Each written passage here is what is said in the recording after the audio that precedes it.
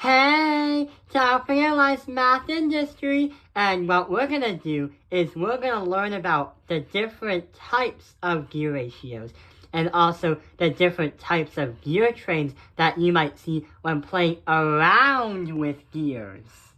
Let's pick out a few gears. What we're gonna do is we're gonna select this one and this one, and we're gonna align them so they mesh together. Okay, now here's what we're gonna do. In order to find out a gear ratio, which represents the comparison between two gears and their circumference, but also how many times they rotate before both of them mesh in the same place. In other words, it is used to describe how many rotations both gears are going to rotate until the teeth of the same point is gonna meet right together again. So what we're gonna do is count the teeth and see what the gear ratio is and find out the comparison. So this one is gonna be counted as 60 teeth. This one over here is also 60 teeth. And we still have to consider one more thing before we calculate. Which one is driven and which one is going to be the drive. But what does that mean? Well, the driven gear represents what gear is being loaded on. The drive gear is the gear that is actually connected to a motor, or you're actually using your hand or lever to make the gear spin around. So let's put this motor right on top of this one, telling us that this gear is driving that gear. This is the drive, and that's the driven. So we're gonna put right here, drive, and this is driven. Now we can take a look at the gear ratio formula. So right over here is the formula. When you have the driven gear divided by the drive gear, it creates some kind of fraction. But not only that, engineers love it when you turn it into a ratio so you can understand the rotations between the two gears before both of the same points that mesh together meet at the same time. So let's think for a moment. When we do, according to the formula, 60 divided by 60, that is going to bring us to 1 over 1. But we can turn that into a ratio of 1 to 1. So right over here, our final gear ratio is going to be 1 to 1. Both gears are spinning at the same rate, but also their teeth are always going to be meshing at the same speed as well. These gears are not going to change anything. They're going to keep everything the same. There's no change in speed, and there's no change in torque, meaning nothing changes.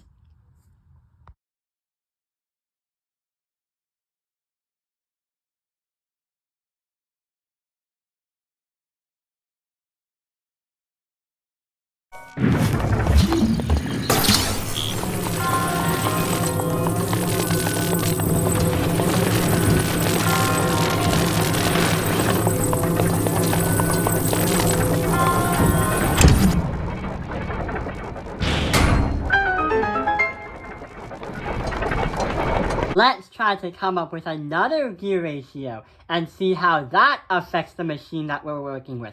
So we're going to take this blue gear right here and this green gear right over here.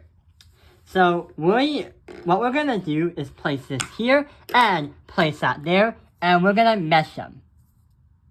Okay, so we have a blue gear and a green gear. The blue gear is going to have 36 teeth.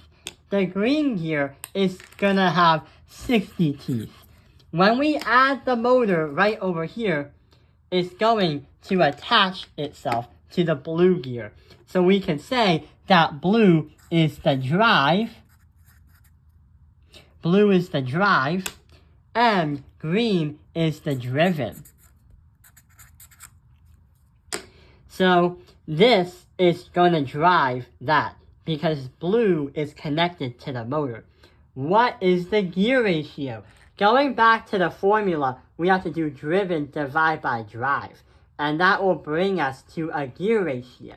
So right over here, when we do the formula, we are going to put 60, divide that by 36. We have to simplify it before we can turn it into a ratio. Because when you simplify fractions or any kind of math, it's helpful to communicate when you're presenting your work to someone else. So, 60 and 36. What can we simplify that to? We can simplify that by dividing by 6 and dividing by 6. That is going to bring us to 6 over 10. But we can still simplify that fraction. Oh, yeah! We can change it to a fraction of 5 over 3. So now here is the final answer. We will have a gear ratio of 5 to 3. So what that is saying is the blue gear connected to the motor is going to rotate 5 times, and the green gear is going to rotate 3 times before both points of the same teeth meet up together. But what kind of gear ratio is this? Smaller gear at the motor, larger gear as the load. Yeah, we like to think and say that this gear train design is called a gear reduction. So what happens is a reduction is very useful when you want to make a machine work with a stronger torque.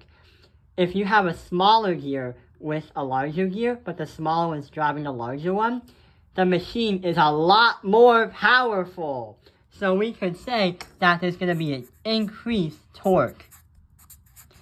However, there is a drawback. Since the torque is being increased, you're trading off speed, which makes the machine and the gears rotate slower. So speed is decreasing.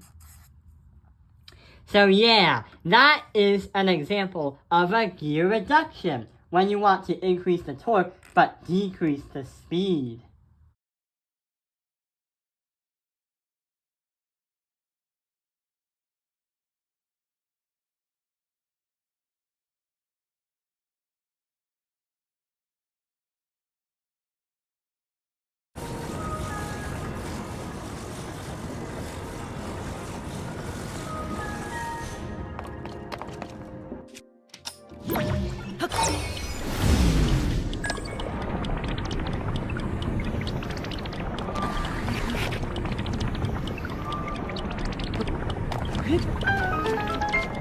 Let's take another look at a gear ratio. So we're going to grab this one, and we're going to grab this one. So right over here, this goes here, and that goes there. And they mesh together. Now, we have to examine what we're talking about right over here. We can say that this red gear, I've already counted before the video started, is astonishingly 84 teeth, which is very, very big for a gear. That's a lot of teeth. What about the green gear? Yep, it stays at 60. Now we have to know which one is the drive gear and which one's the driven. The drive gear, remember, is actually attached to the motor. So we're going to place it right over here along with the red one. So we're going to say that the red is the drive. And the green is going to be the driven. So we have a larger gear meshing with a smaller gear. What's going to happen? Now we have to think about the gear ratio formula. Driven divided by drive.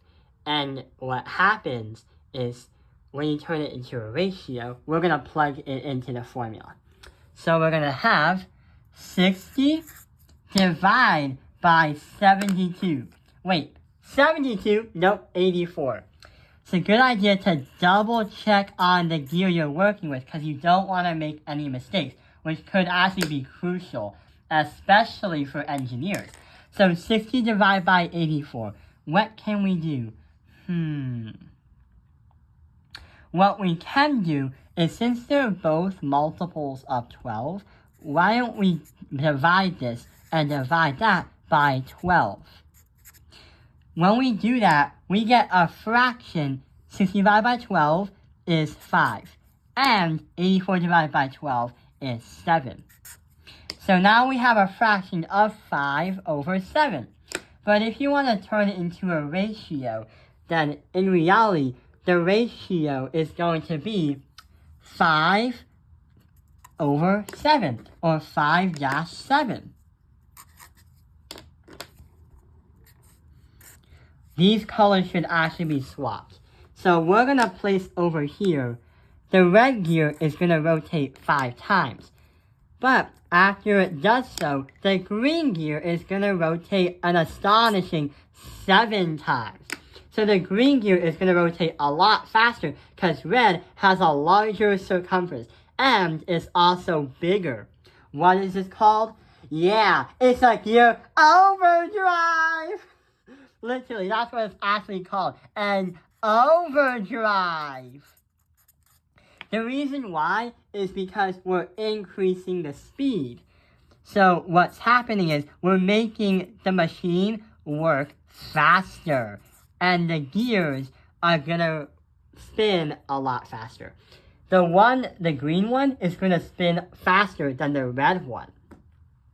But what about the torque?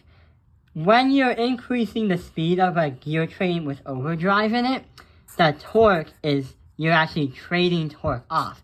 Torque is going to decrease, making your machine a lot weaker.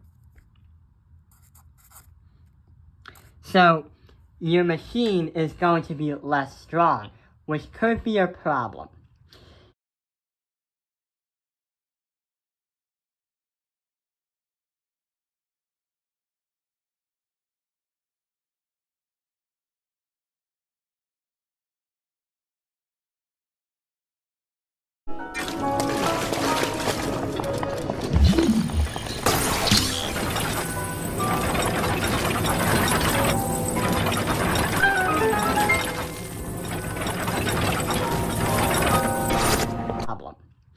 If you're trying to design a machine that goes fast, I recommend you do an overdrive. But if you want a machine to go slow but work strong, then I recommend you do a gear reduction. So yeah, those are the 3 main gear ratios that you typically see when you think about them. I hope this video... Wait, what are gears used for? Yeah, they're used in machines, they're used in cars, airplanes, robots, just like the ones I have over there. Those robots are powered by gears. And not limited to pullback cars and a lot more. And definitely factory lines and industrial applications. I hope this video has helped you understand all about gear ratios. Thank you for watching Taoping Airlines Math Industry. Like and subscribe!